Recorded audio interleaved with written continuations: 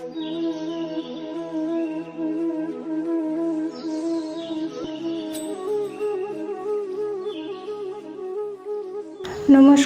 BN মেকের একটি নতুন ভিডিওতে আপনাদের স্বাগত জানাই। আজকের ভিডিওতে ঐতিহ্যবাহী পটচিত্র শৈলীতে শ্রীকৃষ্ণের মাখন চুরির দৃশ্য তুলে ধরার চেষ্টা করেছি। প্রতি মুহূর্তে আমার আঁকার প্রতি উৎসাহ জাগানো এবং আমার সৃষ্টিগুলোকে ভীষণভাবে পছন্দ করা একজন বিশেষ মানুষ আমাকে এই পটচিত্র প্র্যাকটিস করার উপদেশ দিয়েছিলেন। ভিডিওর শুরুতেই ওনার প্রতি আমার অনেক শ্রদ্ধা এবং কৃতজ্ঞতা আমার পাশে সবসময় থাকার জন্য।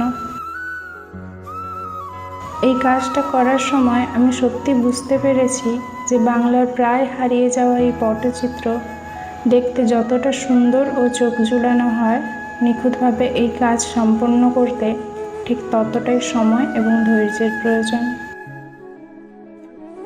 পটচিত্র শিল্পকর্মটি আমাদের শত বছরের ঐতিহ্য ও সংস্কৃতির প্রতীক।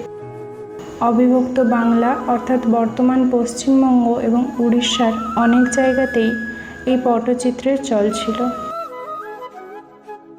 এই চিত্র প্রস্তুত করার জন্য ব্যবহার করা হতো সুতির কাপড়, কাদামাটি ও তেঁতুল বীজের আঠায় তৈরি এক বিশেষ প্রাকৃতিক গুড় এবং খড়ি মাটি, অপরাজিতা ফুল এবং আরও কিছু প্রাকৃতিক রং। কিন্তু এই ছবিটি তৈরি করার জন্য আমি কোনো প্রাকৃতিক পট বা রং কিছুই ব্যবহার করিনি।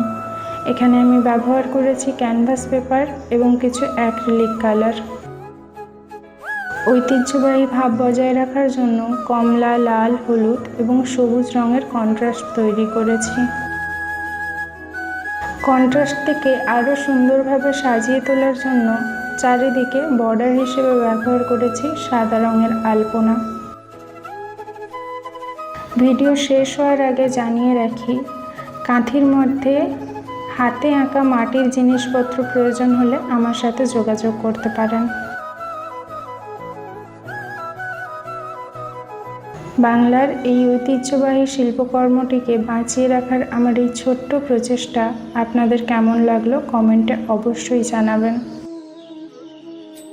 আপনাদের এক একটা কমেন্ট আমাকে আরও ভালো কাজের জন্য অনুপ্রাণিত করে। সম্পূর্ণ ভিডিওটি দেখার জন্য আপনাদের অসংখ্য ধন্যবাদ। সবাই সুস্থ থাকবেন, ভালো থাকবেন। আসছি নতুন একটি কাজ নিয়ে।